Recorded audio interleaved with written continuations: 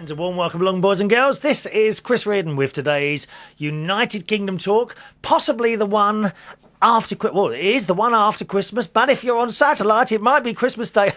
It's all got a bit wrong with the dates, to be honest.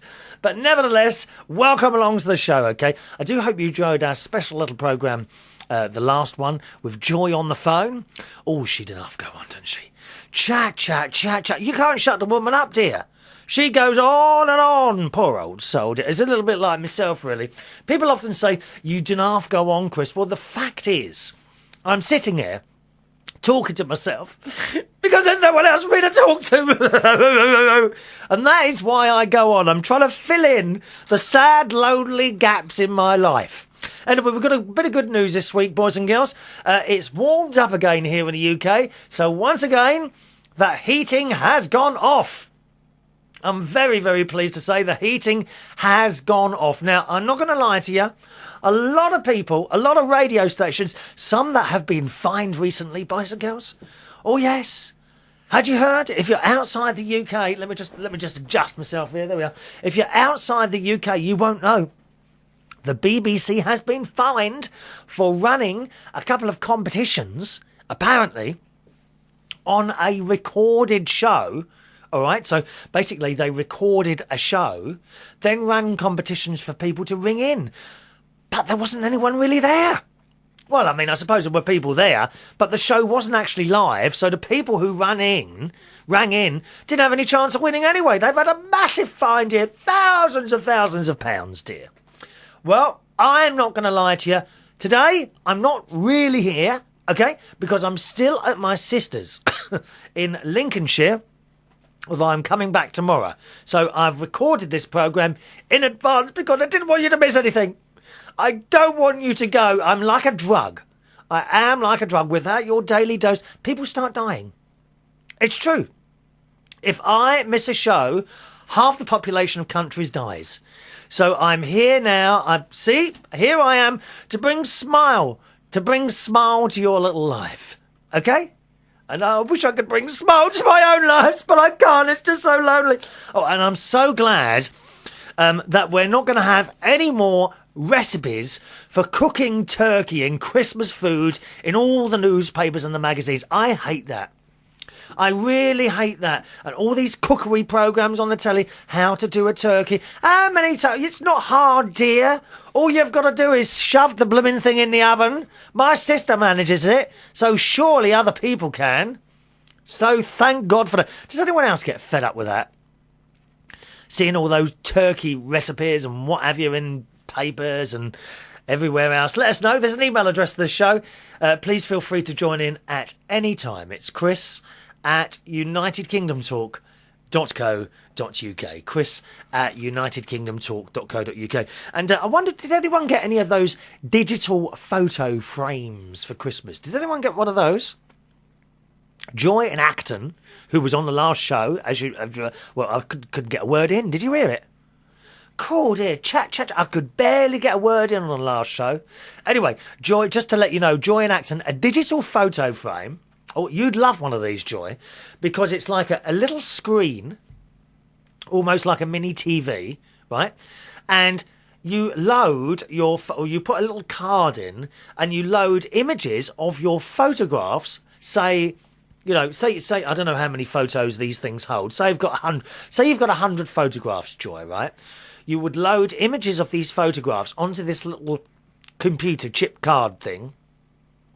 Put it in your photo frame, and then it keeps showing all the photos.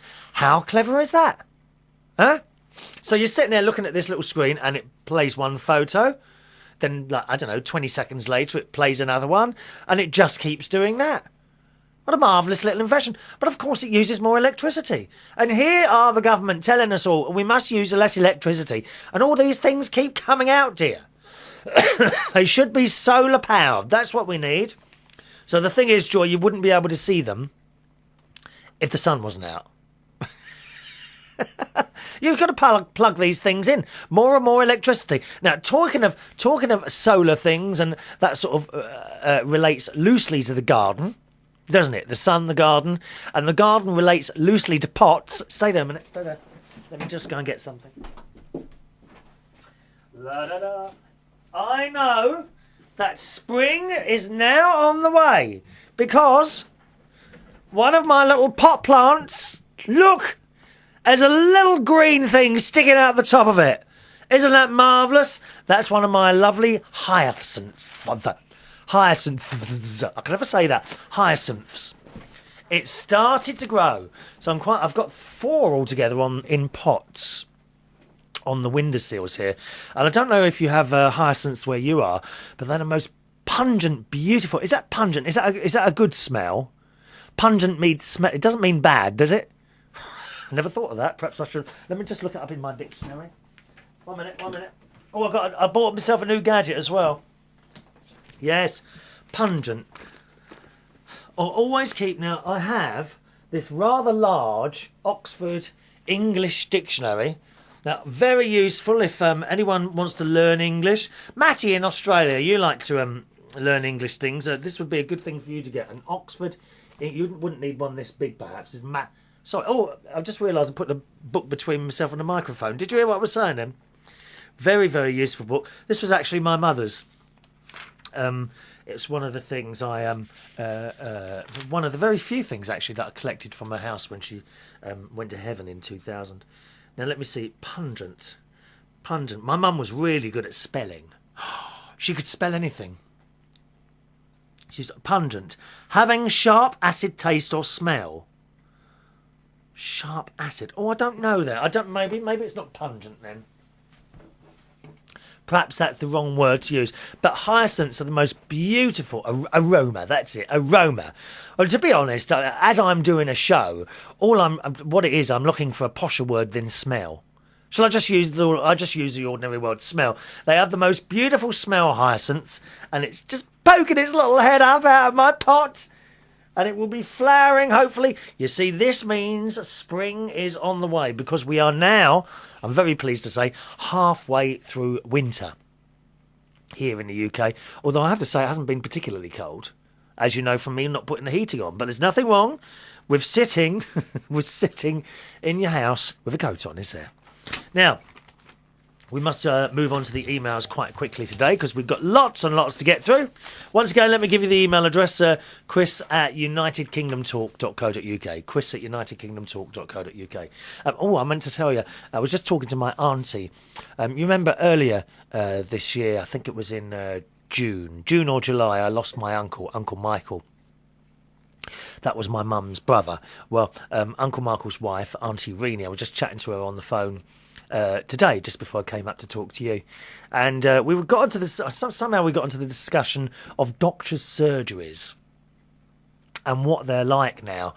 And I remember as a child, way back in the early 70s, you would go in a doctor's waiting room. We had who was my doctor? It was Dr. Huff, and he was in Bessborough Road, Roehampton. So whenever you were ill, I used to go to the doctor there, of course, and we would go into this room. It was like a converted old house. Oh, it was a dump. Absolute dump, this doctor's surgery. There would be paint peeling off the wall, and there would always be, say it's, a great big room, okay? And the 3 walls within the room, 1, 2, 3, had seats around them. It was quite a large room, and every one of those seats was full up, and you would have to stand there for 2-3 hours sometimes waiting to be seen. And of course, that time, early 70s, you were actually allowed to smoke in a doctor's surgery. Obviously not me, because I was only about 8 years old. But you'd go in there, and my God, it was like... Do you remember that? Anyone remember that here in the UK? When you were allowed to smoke in the waiting rooms in doctor's surgery? It was like this massive cloud in there. You could bet it was like a fog. Honestly, it was like a fog. You could barely see your hand in front of your faces. Do you remember that? I mean, you used to go in there with a cold and come out with lung cancer. Blooming terrible it was, I tell you. Right, okay, email time then. First of all, our third recent email from the lovely Susan, our cat lover, the one she looks after real big cats, lions, tigers and things like that. And I mentioned a couple of weeks ago that I thought I might be becoming desensitised to the cats. Because I'm now able to pick one up and stroke one on my lap for 2 hours at a time while watching television. What was that? Oh, I watched something very funny just before Christmas. Britain's Got the Pop Factor with Peter Kay. Did anyone see that? Oh my God, that was so hilarious. What it was a spoof on the X Factor or Pop Idol, something like that. But it was so well done. Sometimes these spoofs aren't as good as they should be, but this one, it was on a par with, you remember Airplane? When they were taking the mick out of how airports run and all that. And do you remember that bit where she says, please pick up the white phone? And he picks up the red phone, and on the speakers it goes. No, the red phone. Do you remember that? In the film Airplane? Well, it was on par with that. It really was very well made. So I was watching that with little Katie sitting on my lap, bearing away, and her little paws, they come right up to my neck. She kind of starts off on my lap, right? And then as I slouch in the settee, now please don't people write in and tell me how bad slouching is for your back. I do know, dear. There's no point in sitting there all upright like that. I'm slouching way back in the settee like that, right? Slouching in the settee. And the cat, she pushes the kitchen door open, and meow, meow. You heard her on the other show, didn't you? A couple of shows ago here. And she come up the stairs and started meowing outside the door. So she walks into the living room, eventually jumps on my lap, turns around a few times and flops down. And then as the show goes on, she gets up, moves a little bit further up my stomach, and then flops down again. And by the end of the show, her paws are right up at my neck. And her little face her little mouth is about 2 inches from mine. Which isn't very pleasant if they've just had some sardines or something like that. Doesn't cat breath smell awful sometimes? Oh, bleh, or dog breath. That's even what. Well, I've said that. I mean, to be honest, sometimes when I'm talking to my sister, you've got to stand well back. You know what I'm saying? Oh, bleh, oh, bleh. It's. I've told her about toothbrushing and things like that. Oh, my new gadget. Look, I bought a new gadget. On the recommendation of my dentist. Can you guess what this is? Listen. Yes. It's a new electric toothbrush. Now, this is apparently the bee's knees of toothbrushes. This is the Oral-B Triumph, okay? Rather a large-looking implement. It's ever so thick and long. I mean, it really is. And you push a button and it starts pulsing away. Listen to that. Okay? Now, another one that they told me was the Philips Sonicare. But the difference in price, my God. Well, this I think I might have told you earlier in the year I was considering buying one of these. But they were £120. Well, I'm not spending that on a blooming toothbrush. You are having a laugh. There's no way I'd spend £120 on a toothbrush. Now, the Philips Sonicare one was 160. 160 quid. That was in Boots the Chemist. Come on. How many people buy one of those? I can't believe they sell many of them. I really can't. However, this Oral-B Triumph, it was on special offer in Superdrug just before Christmas. £49. Bargain! Gling! You know I like the bargains, dear. We like the bargains. We love the bargains. So I bought it. The Oral-B Triumph. And listen, it's got little functions, little different vibrating rates. Listen. Listen. You'll be able to tell the difference. 1 minute. Ready? Right, another one.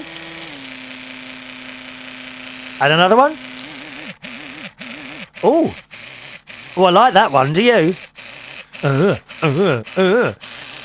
I like that one. Yes, so there we are. My new Oral-B Triumph, rather large toothbrush. So I just wanted to bring that up. New little gadget in the house. We like a gadget. Yes, because I've been to the dentist again. Oh yeah, actually it was just before Christmas. Was a checkup, and he was looking at the ulcers again. I didn't go for the ulcers. I was due another checkup. And do you know what? He found some more work to do again. Now, what was it this time he had? I wish we had some dentists watching the show. At least I'd know then whether I'm being done over here by that dentist. Because my sister reckons he's starting to have me on now. Because there always seems to be over £100 worth of work to be done. This time, he said he found a couple of pockets under the gums and it needed a bit of laser treatment under there. And that was £59. And I have to go twice now. I've only been once so far. So I've got to go back again to have the second treatment. Laser treatment. And quite honestly, there didn't appear to be anything wrong up there. The problem I've got, as you know, is the ulcers that keep coming up underneath the gums there. Which, yesterday, I've got to say, I think the one on the right-hand side was the worst it's been. It actually felt sharp. Usually it's just, it's just like, it's there. But yesterday it actually felt quite sharp, like someone was sticking a pin into my tongue. And I'm kind of hoping, because sometimes you get something wrong with you and it goes on and on until something big. Now that was kind of the worst it's been, and I'm hoping something happened to it yesterday that perhaps should have happened to it weeks ago, and that was its worst, and it will now start getting better. I've got my fingers crossed, although he is going to send me to the specialist at the hospital because we're not quite sure why this ulcer won't go away. And he did the laser treatment as well, and the hygienist, well, that was another £140. £140. I must have paid that dentist £800 this year. Easy. I must have done. I've never needed so much work done. And it's just the same every time. Make sure you keep brushing and flossing. Well, I do. I brush my teeth 2-3 times a day. Okay? And I floss them every time I go to bed at night. How can there be so much wrong all the time? I don't get it.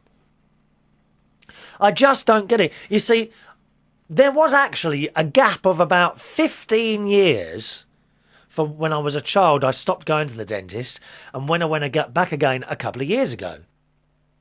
And that first visit I went back, this woman, it wasn't the same dentist now, it was a lovely lady, Asian lady she was, and she prodded around. She says, "Oh, don't need to do anything, you've got very good teeth." She said, "But I do suggest you come back every 6 months." Okay, thank you very much, off I went. The next time I went to see a man who I've got to be honest, I do have a lot of faith and trust in. But ever since I've gone to see him, he finds something wrong every time. What do you reckon? Has anyone got any advice for me, that one? Do you think perhaps I should go somewhere else for a second opinion or something like that? Please let me know, because I really don't know what to do with this, and I'm fed up going. And now I'm now seeing the hygienist every 3 months. Is that really necessary? It's £35 every time I see the hygienist. I'm fed up with it. I'm in that dentist all the time. Any advice from anyone on that one, let me know and I'll pass it on as well, okay? Chris at unitedkingdomtalk.co.uk. Sorry, Susan, I've completely gone off your email here, haven't I? She says, "I don't think you are becoming desensitised to your cats. I think winter is what has caused you to be able to be around your cats a lot more. All the pollen from the trees, mowing grass and blooming flowers are no longer in the air. Neither is love. Love is not in the air. Everywhere I look around." Oh, I like that song, don't you? Love is in the air. Every sight and every sound. And I don't know if I'm feeling foolish. Don't know if I'm feeling wise. But there's something that I must believe in, and it's there when I look in your eyes. Oh, I love looking in your eyes. If you want to send your eyes in for me to have a look at them, please feel free to do so. There is a postal address. I'll give that to you in a minute, the postal address, all right? She goes on to say then, "So with less allergens around, you are able to tolerate the cat dander," that's a good word, isn't it? The cat dander, "without so many symptoms. Wait until spring and summer and the rest of your symptoms will return." I don't know, but well, I don't sneeze when there's flowers. I don't think I've got a hay fever type thing, Susan. And she says, a few shows ago, you were mentioning flutters in your chest. Please let me know if you find out what causes it. I said, yeah, I've had a bit of a fluttering in the chest, sort of almost in the middle, perhaps slightly to the right. I can only describe it as, I might have described it on one of the other shows. If you had a tube, okay, a tube, and it had lots of little hairs in it, and the air was passing through the tube, I can describe the fluttering as the air perhaps accidentally knocking the hairs and moving them. That's how it felt. All right, so that was the fluttering I was getting. Of course, you know, over 45 years old I am. First thing that goes through your mind, something wrong with your heart. Susan goes on to say, I started having those last year when I was 57. I noticed it happened most often when I bent over to pick something up or lying on my right side in bed. This last summer, I went to see a heart doctor because I also started having a lot of rapid heartbeats. I noticed this happened mostly when I'd eaten peanut butter or pecan pie. I asked my family doctor if I could have developed a nut allergy that would cause these rapid heartbeats. He told me that he had never heard of it causing these symptoms. So again, I ate a handful of almonds, and after eating them, the heartbeats got so rapid I thought I was going to have a heart attack. The heart doctor confirmed that nuts were causing the heart palpitations, so I now have to be very careful not to eat nuts. I told the doctor about the flutters as well. He gave me a sonogram and also a stress test and could find nothing wrong. He told me he wasn't concerned about a few abnormal beats now and again. Well, he may not be concerned because he's not the one having them, of course. Yeah, I know what you mean there. You know, when people say don't worry about it, don't they? Don't worry about it. Well, it's not them having the blooming pains, is it? Or the feelings, not so much of a pain. The doctor never did give me an answer on these flutters, and I would really like to know what causes this. So it's much cheaper for you to go to the doctor than for us over here. Toddle on down there and get a checkup, would you? And report back what you find out. I don't know about you, but these flutters scare me. Maybe some of your listeners out there can give us an answer. Do the flutters scare me? No, I don't think they did because there was nothing else with them. I understand if you have something wrong with your heart. I thought you got tingling in your fingers and other things happen. But it was just a quick... I don't even know how to explain. It lasts a quarter of a second. It's like a... like that. It's like... Just a quick... That's it. It doesn't go on for minutes or hours. Not even a minute. It's just a quick... And then that's it. It's done. And it might happen again 6 hours later when I'm doing... And you kind of think, oh, what was that? It's as quick as that. It doesn't go on. I did actually go on the... we have a website here, government-funded, NHS Direct. I don't know if you can get it wherever you are in the world. I would assume you have. Type in NHS Direct. I will tell you what, you can do me a favour there. Anyone in America or Australia, try typing in NHS Direct and look for the National Health Service here in the UK. It's our medical thing. And in that, you can type in, it's government funded, there's no adverts and all that business. It's a very, very useful thing.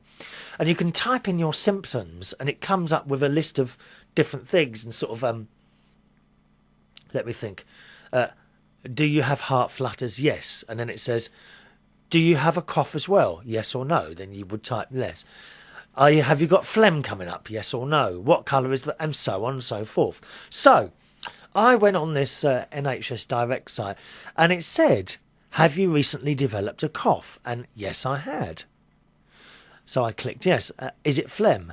Yes, there's phlegm coming. What colour is it? Well, I mean, I know a lot of people, they spit it. I can't bear that, spitting out phlegm. So I'm a bit of a, oh, dare I say this, I hope you're not having your dinner.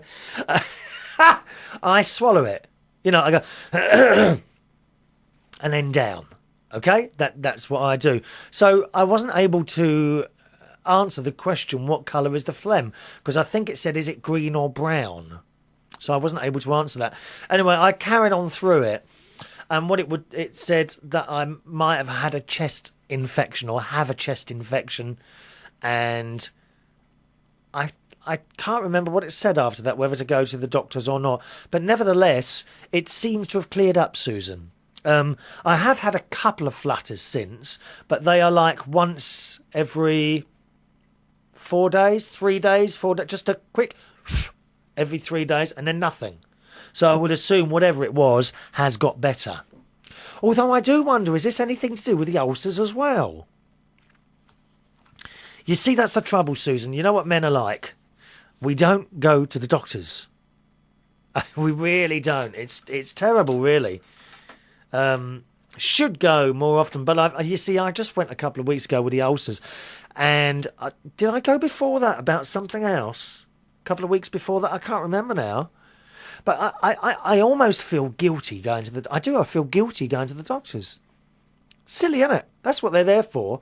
But I just feel I'm going too much now. Starting. Oh, that was it. I had to go for an asthma checkup because the asthma's been a bit of a problem as well. September, October, November, half of December. But that too has now cleared up. And also, with the ulcers, I was wondering, is it possible that it might be something to do with that asthma stuff? Because as I've used, not loads and loads of it, but as I've used more than I usually use, maybe a puff 2 or 3 times a day, could it be that's given me the problem on the tongue, I wonder?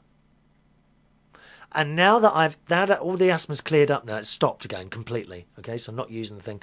Will they now clear up on their own? I do hope so, because they do pull you down, ulcers, don't they? And they're such tiny little things, but they make you feel tired and lethargic, and you don't want to do anything. So heart flutters, I do believe, Susan, if I'm reading that NHS Direct site correctly, I do believe it was something to do with a chest infection. All right, my darling? But if you're still getting those, I think you should go to the doctor. I do. Go and have it checked out. Go on. Spend the money, dear. You can't... Oh, don't you get fed up with people saying that? You can't take it with you. I certainly will. It's being buried with me. Don't you be coming round here and digging me up, dear. I haven't decided. I think I'd like to be buried with my mum and dad. Yes, that's where I'm going. Susan goes on to say, about the checkout girls at your grocery store... about the checkouts, not the checkout girls. The checkouts at your grocery store. I, too, don't like the self-service scanners. Mind you, I have been twice now and gone straight through without needing any assistance. How clever am I? Yes. The main problem with these self-service checkout things seems to be if you bring your own bag. That's the problem. And yet, here we are, all these grocery stores, certainly here in the UK, are telling us at the moment to buy these cloth bags that you use time and time again. Well, I've got 10 of these blooming things now, dear. And every time I go to the shop, I have to buy another one because I've forgotten it. Anyway, but I've got some downstairs. But as soon as you put that bag on the thing, it tells you that you've got an item on there. And it's just so stupid. Stupid. Susan says, I don't like the self-service scanners either. But at least your checkouts people can speak English. This is becoming a very big problem here in certain parts of the US. The illegal aliens from Mexico are entering in overwhelming numbers. The government will do nothing to stop them since they provide businesses with cheap labour. They make no effort to learn the language or to assimilate themselves into our society. Oh, don't start me about that, dear. Don't start me about that. I always feel if you go to another country to live, you must fit in with them. That's how I feel. I've got no problem with anyone coming to live here, but fit in with us. Don't start trying to do all your own cultures and things here. That's why you left your country, isn't it? Why have you come here then? And I do feel like that. If I was to go somewhere like, I don't know, Thailand. If I was to go to Thailand, I gather it's a very Buddhist culture. I might be wrong there, actually. Is it a Buddhist culture in Thailand? And I would fit in with it. I wouldn't start demanding that I need the things I'd have here, there. Do you see what I mean? So I'm absolutely agree with you there, Susan. When you move to another country, you should be fitting in with what that country does. And the Australians are very good at that. You go to Australia, don't start shouting your mouth out about your cultures, this, that and the other, because they won't have any of it. You come and live here, you live like us. That sounds fair enough to me. I agree with you, Susan. She goes on to say, it is very irritating to go into our local grocery store and ask an employee where an item is located and find out he can't speak a word of English. But the other thing is, Susan, you see, it's not as easy, I think, is it, as demanding that these people learn English. Maybe the guy in that local grocery shop is trying to learn English and he's only just got here. You know, I mean, there's plenty of English people here who are too bone-eyed or lazy to get off their fat bums and get a job. And there are those who come out with stuff like, I'm better off on the dole. I'm better off financially not working. I haven't got time for that sort of thing. So it has to be said that these illegal aliens, and all countries have these, illegal aliens or even legal aliens, people who have come from another country to try and better their life here, they're taking, which, you know, I would class as unpleasant jobs perhaps. Or maybe some of them do like the jobs. Fast food restaurants, for example. We have an incredible number of foreign people working in McDonald's or places like that. The English people didn't want the jobs. So the people from other countries come and do them. So that's the other side of the coin, isn't it? They've come over and they are willing to work. They're trying to earn money. I got to say, on the subject of signing on, it is, I consider, below me to go and take money for doing nothing. I have to earn my money, whether it be working in a job or earning interest from money that I have earned from working a job. That's okay. That's fair enough, earning interest from money that you've saved. But it is below me to go and take money from other people who have been paying taxes for doing nothing. I can't do that. There are plenty of people who can. I can't. I have pride. I have a lot of pride, I think. And I don't understand these people who have no pride, are quite happy to trundle off down to the post office, sign a bit of paper and be handed 30 or 40 quid. It's not a lot of money, but nevertheless, it's money for doing nothing. And I can't bring myself to do that, Susan. So yeah, I see what you're saying about the people not being able to speak English and what have you. Most annoying. However, one has to remember that they have come to work. If you've got a group of foreigners in the street, and when I say foreigners, I don't mean people who are not English, because I'm fully aware that there are people that watch and listen to this show all over the world in many different countries. So whatever your country is, if you're in China and I'm English, I'm the foreigner, yeah? So that's what I mean by foreigners. I do not mean non-English people. I mean wherever you are in the world. If you're in France, then anyone who's not French, who is in your country, is a foreigner. That's what I mean by foreigners. Let's just get that bit straight. But if you've got foreigners working in jobs... Oh, I've just dropped something. What have I just dropped there? 1 minute. Sorry. If you've got foreigners working in shops, this, that and the other, okay, you might be hard to understand what they're saying, but at least they're working. What I object to, what I really object to, is foreigners coming to your country and doing nothing. And that takes the story again round, where you see English people who don't care that they're not working and getting money for nothing. But in their mind, a lot of them would be saying, hang on a minute, Joe Foreigner has come over. He's not working and getting money, so why shouldn't I? You see? So it all kind of knocks off on each other, doesn't it? But people from abroad who come to your country to work and take on the most mundane jobs, I think I've got a bit of respect for them. Because they're trying to improve themselves, aren't they? Even by the most mundane things. What about that dreadful story a couple of years ago about the cockle pickers from China who died in Morecambe Bay? Do you remember that? Awful. There used to be little van loads of people that had come across from China, and they would work their socks off picking cockles on the beaches of Morecambe Bay.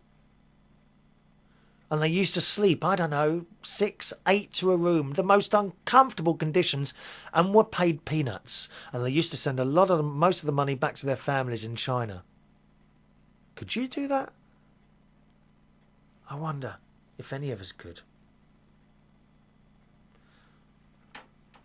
And some of them died on that day when they were surrounded by the water, wasn't it? The sea came in and they didn't realise it had got dark. And a lot of them died. Much respect to those people. Much respect. So there's so many different points to that conversation, I think, Susan. Susan carries on to say, I do not feel sorry for the illegal people, since they have destroyed my local community and most of the neighbourhood around Dallas. They will play their Mexican polka music at home so loud it can be heard blocks away. That's always very unpleasant. My nan used to have that problem years ago. She used to have some people upstairs moving. They were foreign, and I always remember when the music came on, she'd go and get the broomstick, because the people living above her, she was in a flat, and she'd bang the broomstick on the ceiling. Her entire ceiling had a little dent in it where she'd bash this broomstick, Susan. But not funny. Not funny to have a noisy neighbour. I've been very, very lucky. At my mum's house, at my first flat in Wandsworth, and where I live now, never had noisy neighbours. Very, very lucky. That must be a nightmare to have a noisy neighbour. That must be just horrendous. Because no matter what you do, you can't get away from it, can you? Awful. You're detached house, though, aren't you, Susan? I can't remember now. Susan says, their yards are full of trash and the animals are treated terribly. In polls done over here in the US, 75% of the people want them out and stricter measures put in place to enforce illegal immigration. But like in the UK, the government thinks they know what's best for us and never mind what the votes say. Yes. Yeah, but isn't that the same for all things with governments now? We often find they don't listen. They know what's best. I always thought the idea of a government was that you vote them in to do what the majority of people want to do. Well, lots of things I think we could bring up on the show. Things that were not popular with people. Susan says, I'm sorry it's taken a long time for you to get your packages in the mail. I've been down in Corpus Christi most of the week. Is that an area? Is it visiting my dad who's in a nursing home at the moment? So please, my darling, do not Do not worry about packages, although I know you've sent them now because you've sent me another email telling me. But please, please do not worry about sending things if your dad's not too well. Dad is first. All right, my darling? Thank you, Susan, for that email. I was just talking about smoking in doctor's surgeries. We had a thing on the telly the other day, actually, saying that you mustn't, please don't call the ambulance unless it's absolutely vital. Apparently, they're really stretched for people at the moment. The trouble is, people call out ambulances for the most mundane of things, ridiculous things like sore throats and cut fingers. And you really, if you're here in the UK, please don't call the ambulance out unless it's absolutely necessary. You need a heart attack or a car accident or something like that. It's just such a waste of everyone's time. And remember, when you call out an ambulance for something silly, someone else could die because they need the ambulance more than you do. Thank you for that, Susan. Love you loads. Mwah. All right. Hello to Joe. Now, Joe is a new viewer and listener to the show.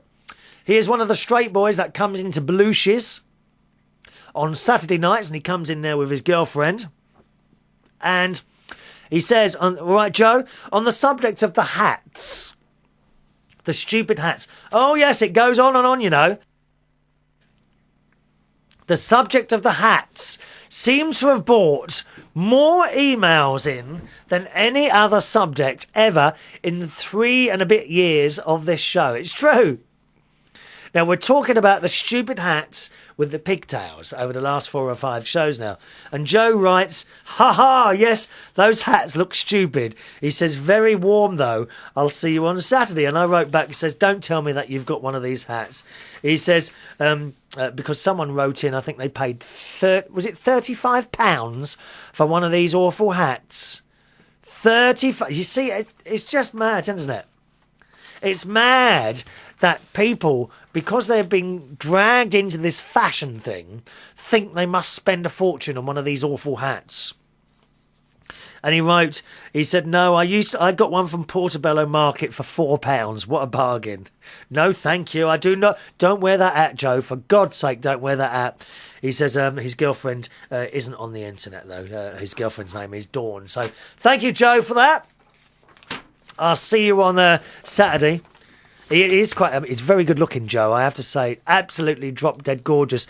And I did try to get hold of him, even in front of his girlfriend, but he wasn't having any of it. Although, when I first met him, he was a little bit nervous of me, you know, gay bloke sitting in the corner and what have you, playing the music. But he has come over to me, and a couple of weeks ago, he said that he wanted his picture taken with me, and then he sat down on the stool. He said, come and sit on my knee. He said, come on, I want your picture with me. And he gave me a kiss on the cheek. Oh, I had to lay down for half an hour. Oh, I've come over all hot now, to be honest. Oh, let me rest. The thing is, his girlfriend didn't seem to mind. I don't know what sort of relationship that is, dear. Well, I'm not into any of that or open relationship lark, dear. Well, maybe I will be. I don't know. Thank you, Joe. And hello again to Marsha, who's listening in the Caribbean. Are you ready, UK people? 82 degrees it is where Marsha is. It's not fair, is it? 82 degrees, dear. Oh, you lucky thing, Marsha. Incidentally, while I'm at my sister's, I am hoping to record one of the shows up there, okay? I haven't done it yet, obviously. I can't promise whether I will or not. I'm hoping that I will have got a little bit of a show, perhaps Christmas Day or something like that, to broadcast to you, perhaps in the next couple of shows or so, all right? Hello to Millie in Minnesota, a regular person, aren't you, my darling? And she says, yes, they are stupid hats. There you are, another one who agrees. Where's my bin gone? There it is, 1 minute. I like to throw things away as I hang on, what have I done here? As I read them out, otherwise they come up again in later shows. Right, put that there. 1 minute. What's that there? There we are, that's better. I've actually got a parcel here from Suko. I hope that I'll be able to open it before the end of the show. Hello to Joe Morris. Joe from AmericanTalkUSA.com. You right, Joe? Hope you had a nice Christmas, my friend. He says the ugly hats are called Sherpa ear flap hats or Nordic ear flap hats. And they are hideously stupid. They are, Joe. Especially when worn on people who are over the age of 40 years old, Joe. Take it off. Joe's got one of these hats as well. And it's even worse than the rest of them because the pigtails are actually dyed orange. You've never seen anything like it, dear. Awful. Let's say hello to... I don't know who this is. I haven't got a name here. This one's come via the Live 365. I know some of you listen via Live 365. A very warm welcome to you. We've actually been on Live 365 longer than any other method. So it's quite nice. There is a main... if you want it, the only thing is with Live 365, of course, is that you can't pause the show. So if you ever want to download or listen or indeed watch or listen to the show directly, use the main United Kingdom Talk website, and the address for that is unitedkingdomtalk.co.uk. All right, www.unitedkingdomtalk.co.uk. And via Live 365 it says, "You are such a hoot. Just discovered your radio show today. Too bad about you beating into guys. I prefer them too." Such is life. And that's from Sweet EA for you. That's all I've got. I haven't got a name there. Sweet tea for you, I think it says. Sweet tea for you. I like tea. Thank you very much, my darling. All right. Welcome to the show. Hi to Al Green. Still on the subject of the hats, you see. We've stirred up it. We've talked politics. We've talked racism.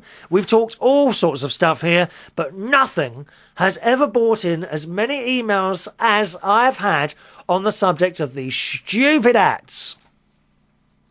Hi, Chris. These stupid hats you've been talking about this week have a name. They are called Peruvian hats. He says, anyway, what's wrong with them in your opinion? They look stupid. That's what's wrong with them. They look stupid. Al says, yes, I know they look daft, but was thinking of buying one from the 99p store in town, who used to be the Co-op, didn't it? But fortunately, everyone else bought one before I could be bothered. Did you buy one because I know you like a bargain? No, I certainly did not, Al. I don't care if they are giving them away. I don't want one of those stupid hats. Don't you dare send one in the post. Oh, I haven't given the postal address, have I? I'll give it a... Do not send one of those hats in the post. I won't wear it. Don't you dare. I know what you're thinking, 99p and like 35 pence. Don't you dare send me one of those awful things in the post. He says, P.S. I'm from Bracknell as well, and I like listening to an established, locally based show. Well, I mean, I've been here 3 years now doing this. The video side of things only for since last February. I think that the video's coming up to about a year old now. But the radio side of it, yes, just over 3 years now. And although it's locally based, you're quite right. It's locally based, but it's not local, if you see what I mean. I mean, I don't exactly spend the entire show talking about issues directly related to Bracknell or whatever. He says, have you heard of the Bracknell 4? No, I haven't. Never heard of them. They seem to get more coverage from the local press than you. I don't know why, because your show is much better. Thank you. That's very kind of you. Thank you very much, Al. And he gives the address for the Bracknell 4, which I will look up as soon as I finish this. So thank you very much for that, Al, and welcome along. What part of Bracknell are you in? I'm near Birch Hill and Hanworth. Okay, that's where I am. The postal address. Here comes the postal address. You ready? Here we go. Oh, I've got a... Hang on, let's hold this up to the screen, because Matty wrote this out. He's got very good writing. There we are. There's a postal address to the show. It's Chris Reardon,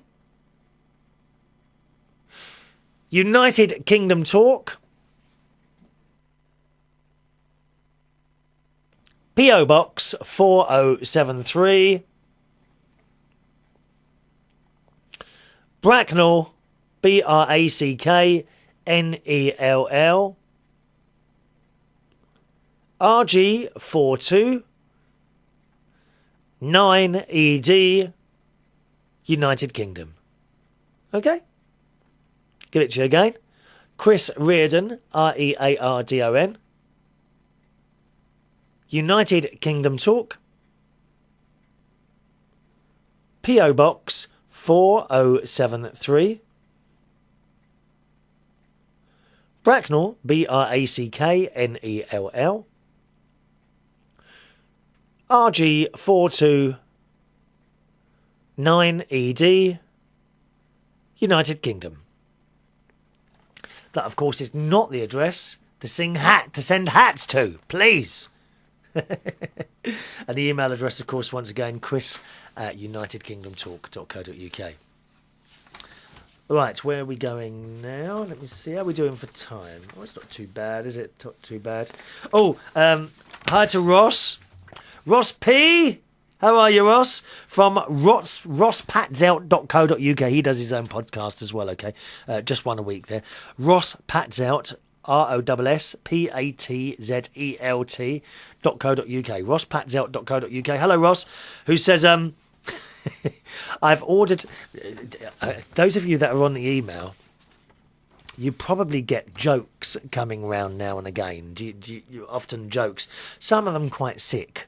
Really, you know the ones I mean, and someone has sent round. It's awful. You shouldn't really laugh. Really, we recently had a case here in the UK of a young girl called Shannon Matthews, and her mother. It was said in court, abducted her own daughter and hid her for a number of days in order to claim a reward offered by a national newspaper. I think it was The Sun or News of the World, one of those two, I think. They offered a £50,000 reward for anyone leading to information to finding the girl. Well, this went on for a few weeks, and it was just awful. And it turns out eventually that the courts and that decided that it was actually that they found the girl eventually, and after they did some of that forensic evidence, I don't know how all that works. They did all that business, and they reckon that it was the mother. I think is she in prison now? I think she might be in prison now, but the mother was said to have been the one who's abducted her to try and get the money. Isn't that the most awful thing? Anyway, some sick person sent around, I'm laughing, dear, they sent around the Shannon Matthews collector's plate. And it's absolutely awful. And of course, it's all a joke. You can't really order one of these plates. And there's got a picture of her and her mother, and I think the uncle as well. I think that is on the picture there. But Ross, because Ross has a sense of humour after he received one of these dreadful things, who says, I've ordered 2 of the plates, thank you, as gifts. Did anyone else get that one? Did anyone else get that email coming around? Dreadful. Shall I show it to you? There's a little picture there. It's like the Shannon Matthews collector's plate. Shocking. Absolutely shocking, dear. Fortunately, I mean, the girl must have been traumatised. Mustn't she?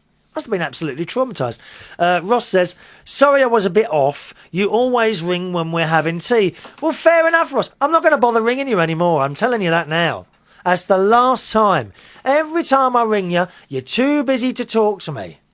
You're too busy. You take the phone calls at your convenience. Well, I'm sorry, but it's not convenient for me to ring anymore. Beg pardon? I heard that bit. All right? And I hope you enjoy your plates. He says, oh, that's it. That's it. Thank you very much for that, Ross. Let's say hello. It's our love Carmel up north near my sister in Lincolnshire.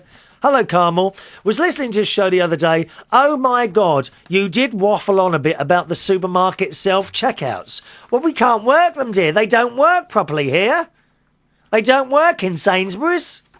She said it was so funny, I thought I would let you carry on, so I decided to do my housework, but I put the volume up to the limit so I could still hear you, so I wouldn't miss any of the show. So I carried on. I done both lounges. Oh, she's got 2 lounges. Oh, it's very posh, dear. There's only one living room here, dear. She done both lounges, tidied up, polished them, and you were still going on about the supermarket checkouts. Well, I don't want to miss anything out, do I? She said, but the most funny thing was, as I was thinking it, you only started reading out my email from Chris, I think, and he was saying what I was thinking.